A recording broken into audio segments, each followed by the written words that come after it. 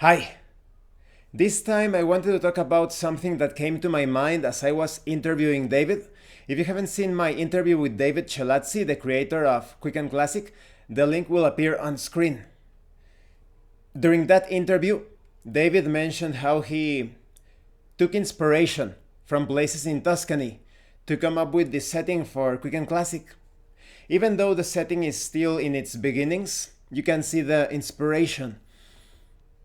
And I thought that it's quite interesting how many tabletop RPGs and the sessions within those fictional worlds, they take inspiration from the environments, that is, the creators use what they know, what they experience around them. They put those things in the setting, but this also applies to the dungeon master, game master, the players. They also take inspiration from their geography even. In the case of Greyhawk, Gary Gygax took inspiration from the United States of America. You can see many places in Greyhawk that are like a fantasy version of places that he knew around his zone. He even took the demeanor of different people and used it as a model for the inhabitants of the world. Even if we step away from tabletop RPGs, in the case of Robert T. Howard, he also took inspiration from his environment. That's why in Conan you have so many like desert type of areas. It was pretty hot, a pretty warm environment. When it comes to the place that he used to move around, he was quite the country guy. Every time he had a chance, he went into the wilderness, so to speak, into some areas that are more allow you to be in tune with nature. In the case of Lovecraft, pretty much every little trip that he made to those old towns and such, those historical sites, they ended up in his own stories. He even made a trip to a series of caves and he was so impressed by them. I think this is very interesting and not necessarily connected to how you take inspiration, because Lovecraft, as I understand it, he used to write about caves. Yes, of course, when he was very little, he used to write about caves even before visiting those caves. But after he went to those caves, you can see how it really got to him emotionally. He actually presented believable caves in his stories. Well, putting aside the weird fiction, the weird horror, although that is debatable, you can see that Lovecraft was very much in tune with caves, perhaps some sort of genetic memory, who knows? Or perhaps because of the things that he read in his grandfather's library.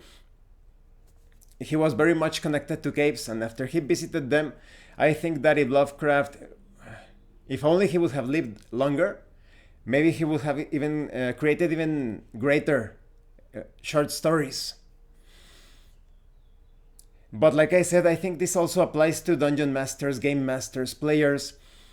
As they adventure through those fictional environments, the players themselves, if they have visited forests, swamps, etc., and the like, or even their own cities, they can paint a vivid description of their character's actions. In the case of the dungeon master or game master, you just have so many sources of inspiration around you.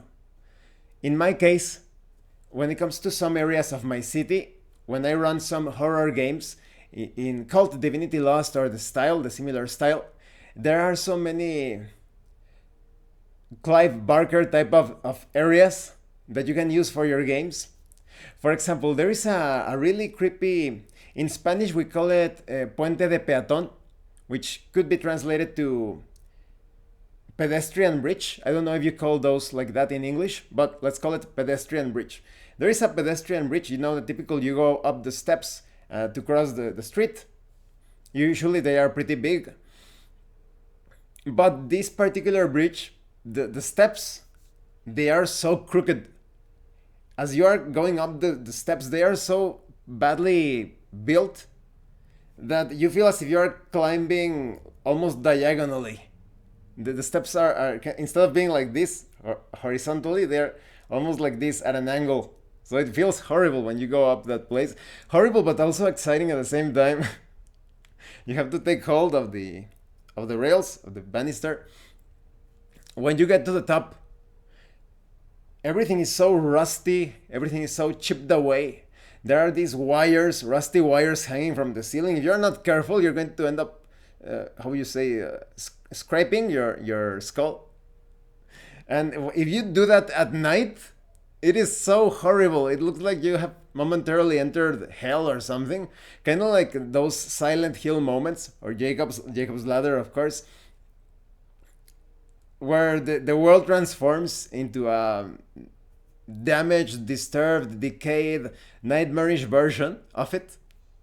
So as you're making your way in the night through the pedestrian bridge, and of course you're still worried that you should be careful not to get mugged and such.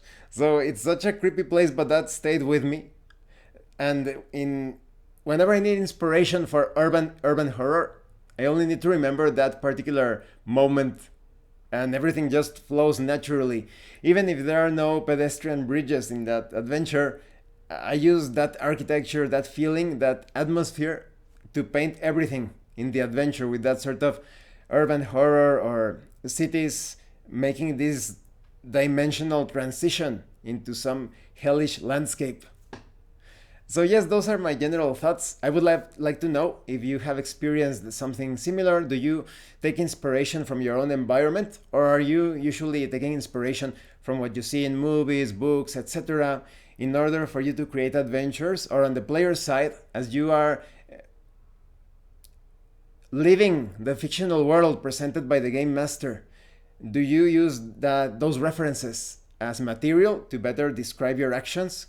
Please let me know in the comment section below. Once again, thank you for watching my videos. Thank you for your likes and your comments. If you have any questions or comments about anything, please let me know. And thank you so much to those of you that are going the extra mile to support the channel. If anyone else wishes to further support the channel, the information on how to do that will be in the description below. And remember, it is better to roleplay and fail in character than not to roleplay and fail as a player. Once again, thank you, and see you later.